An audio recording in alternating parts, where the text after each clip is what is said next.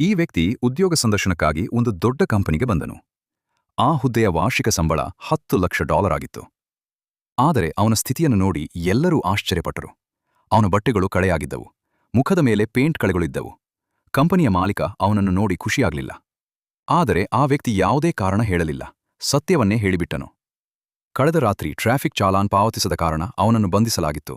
ಅದರಿಂದ ಅವನು ಬಟ್ಟೆಗಳನ್ನು ಬದಲಾಯಿಸಲು ಸಾಧ್ಯವಾಗಲಿಲ್ಲ.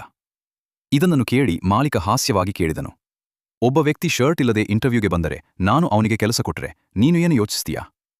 ವ್ಯಕ್ತಿ ನಕ್ಕು ಉತ್ತರಿಸಿದನು, ಅವನ ಪ್ಯಾಂಟ್ ತುಂಬಾ ಅದ್ಭುತವಾಗಿರಬೇಕು. ಈ ಉತ್ತರ ಕೇಳಿ ಮಾಲೀಕ ಜೋರಾಗಿ ನಕ್ಕನು, ಅವನಿಗೆ ಅವಕಾಶ ಕೊಟ್ಟನು. ಆದರೆ ನಿಜವಾದ ಸವಾಲು ಈಗ ಪ್ರಾರಂಭವಾಯಿತು. ಕಂಪನಿಯಲ್ಲಿ 20 ಇಂಟರ್ನ್ಗಳು, ಆದರೆ ಒಬ್ಬರಿಗೆ ಮಾತ್ರ ಶಾಶ್ವತ ಕೆಲಸ. ಇನ್ನೂ ದೊಡ್ಡ ಸಮಸ್ಯೆ, ಈ ಇಂಟರ್ನ್ಶಿಪ್ ಸಂಪೂರ್ಣವಾಗಿ ವೇತನವಿಲ್ಲದದ್ದು. ಅವನ ಮುಂದೆ ಪ್ರಶ್ನೆ, ತನ್ನ ಮಗನ ಖರ್ಚು ಹೇಗೆ ಸಾಗಿಸುವುದು? ಆದರೂ ಅವನು ಸೋಲಲಿಲ್ಲ. ಮುಂದಿನ ದಿನವೇ ಕೆಲಸ ಪ್ರಾರಂಭಿಸಿದನು. ಸಂಪೂರ್ಣ ಮನಸ್ಸಿನಿಂದ ಕೆಲಸ ಮಾಡುತ್ತಿದ್ದನು. ತನ್ನ ಕೆಲಸ ಬೇಗ ಮುಗಿಸಿ ಮಗನನ್ನು ಶಾಲೆಯಿಂದ ಕರೆದುಕೊಂಡು ಬರುತ್ತಿದ್ದನು. ಮ್ಯಾನೇಜರ್ ಅವನನ್ನು ಸಣ್ಣ ಕೆಲಸಗಳಿಗೆ ಕಳುಹಿಸುತ್ತಿದ್ದನು, ಕಾಫಿ ತರುವುದು, ಇತರ ಕೆಲಸಗಳು. ಆದರೆ ಅವನು ಎಂದಿಗೂ ದೂರು ಹೇಳಲಿಲ್ಲ. ಸಮಯ ಕಳೆದಂತೆ ಅವನ ಸಮಸ್ಯೆಗಳು ಹೆಚ್ಚಾದವು. ಬಾಡಿಗೆ ಕೊಡಲಾಗದೆ ಅವನನ್ನು ಮತ್ತು ಮಗನನ್ನು ಮನೆಯಿಂದ ಹೊರಹಾಕಿದರು. ಈಗ ಅವರ ಬಳಿ ಉಳಿಯಲು ಯಾವುದೇ ಜಾಗ ಇರಲಿಲ್ಲ. ಆ ರಾತ್ರಿ ಅವರು ಸಾರ್ವಜನಿಕ ಶೌಚಾಲಯದಲ್ಲಿ ಆಶ್ರಯ ಪಡೆದರು. ತಂದೆ ನೆಲದಲ್ಲಿ ಕಾಗದ ಹಾಸಿ ಮಗನು ಸುಖವಾಗಿ ಮಲಗುವಂತೆ ನೋಡಿಕೊಂಡನು. ರಾತ್ರಿ ಯಾರೋ ಬಾಗಿಲು ತಟ್ಟಿದಾಗ ಅವನು ಮೌನವಾಗಿ ಕೀ ಕುಳಿತಿದ್ದನು. ಮಗನ ಕಿವಿಗಳನ್ನು ಮುಚ್ಚಿದ್ದನು.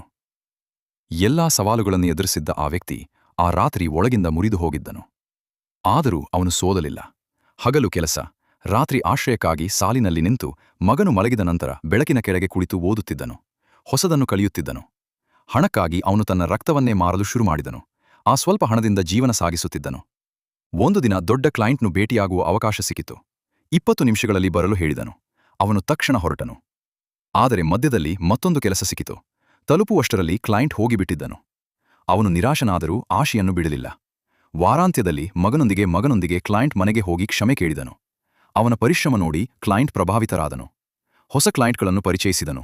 ನಿಧಾನವಾಗಿ ಯಶಸ್ಸು ಬರತೊಡಗಿತು. ಕೊನೆಗೆ ಇಂಟರ್ನ್ಶಿಪ್ನ ಕೊನೆಯ ದಿನ ಬಂತು. ಮ್ಯಾನೇಜರ್ ಅವನನ್ನು ಕರೆದನು.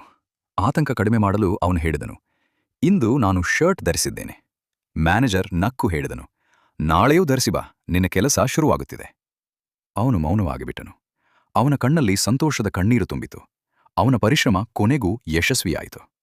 ಅವನು ಹೊರಗೆ ಬಂದು ತನ್ನಿಗೆ ತಾಡಿ ಬಾರಿಸಿ ನಗುತ್ತಾ ಮುಂದೆ ನಡೆದನು. ಆ ದಿನ ಅವನಿಗೆ ಗೊತ್ತಾಯಿತು, ಪರಿಶ್ರಮ ಮತ್ತು ಸಹನೆಗೆ ಫಲ ಖಂಡಿತ ಸಿಗುತ್ತದೆ.